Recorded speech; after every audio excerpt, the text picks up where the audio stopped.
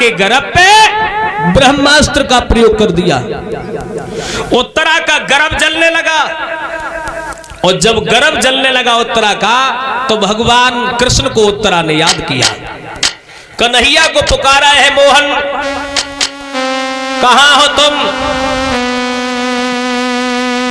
मेरे पति की केवल एक ही निशानी हमारे पास है भगवान, वो भी आज निशानी हमसे छूटी जा रही है। रक्षा करो भगवान, मेरे गर्भ की रक्षा करो। श्याम सुंदर ने जिस समय सुना है तो उत्तरा के जले हुए गर्भ की रक्षा की, और उत्तरा के गर्भ में प्राण डाले हैं भगवान श्याम ने, जिससे परीक्षित महाराज का जन्म हुआ था।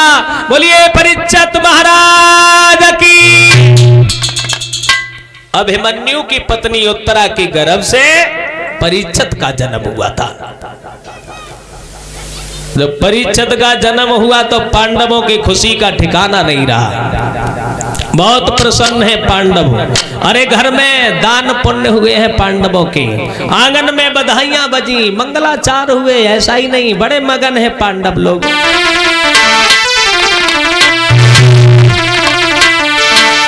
अरे चाहिए जब बहार के पायन में के छाई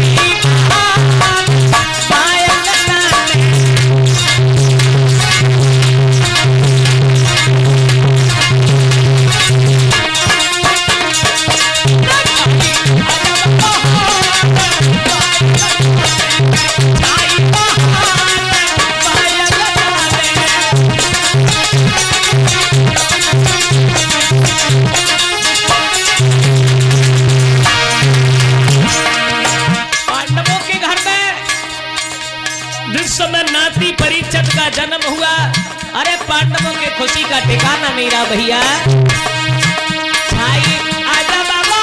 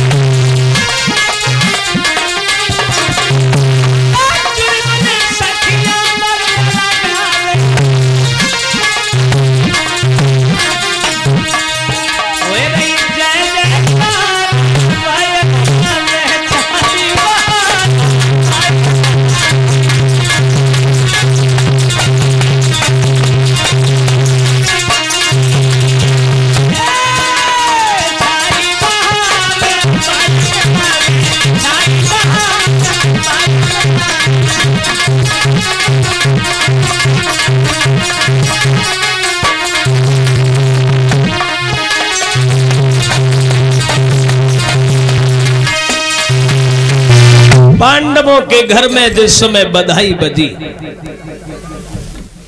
नाती परीक्षित के जन्म पर पांडवों ने बहुत खुशियां मनाई, बहुत खुशियां मनाई। अब क्या हुआ, धीरे धीरे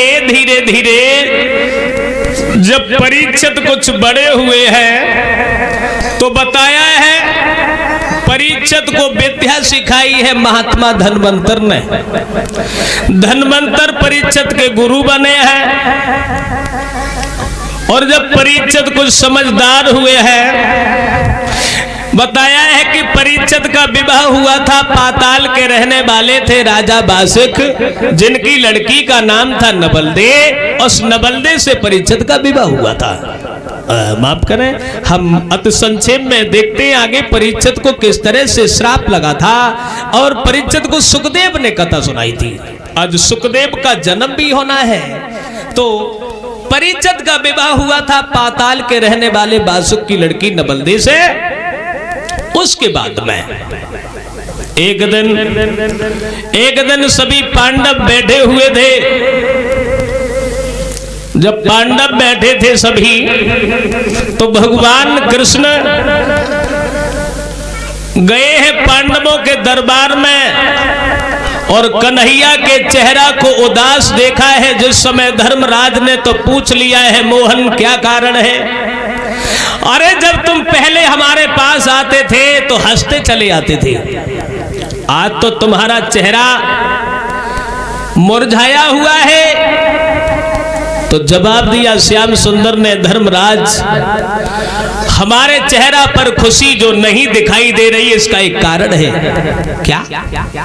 इसका कारण यह है धर्मराज, आगे जो समय आ रहा है उस समय के बारे में देख करके हमें बड़ी चिंता लग गई। तो धर्मराज ने पूछ लिया, आगे समय आ रहा है? कैसा समय आ रहा आगे?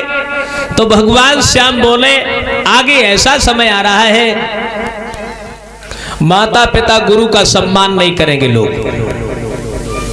आगे चल के मंदिरों में मूर्तियां नहीं होंगी, बधिक दिखाई देंगे। भगवान का भजन करने वाले की लोग खिल्लियां उड़ाएंगे, अधर्मियों का साथ देंगे लोग। और ऐसा ही नहीं, कैसे काम होंगे? बोले भगवान धर्मराज से, आगे जो समय आ रहा है कि हो जाए गो सब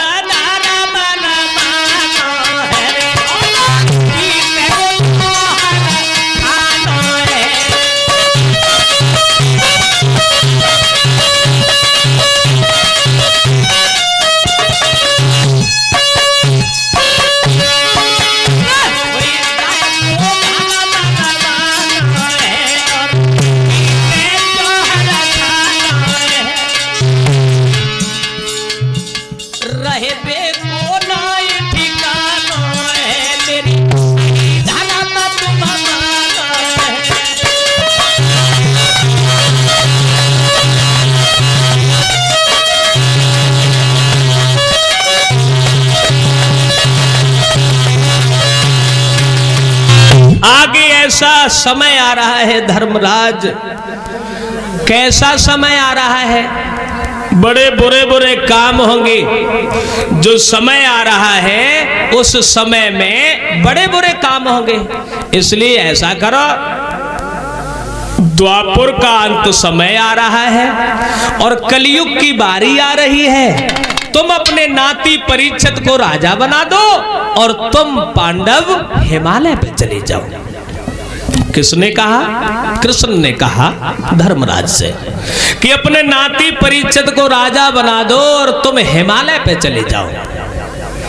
तो धर्मराज ने भगवान कृष्ण की बात मानी है और अपने नाती परीक्षित को अधिकार दिया, परीक्षित को राजा बनाया। और पांडव जिस समय हिमालय के लिए चले वो समय कौन सा था? जब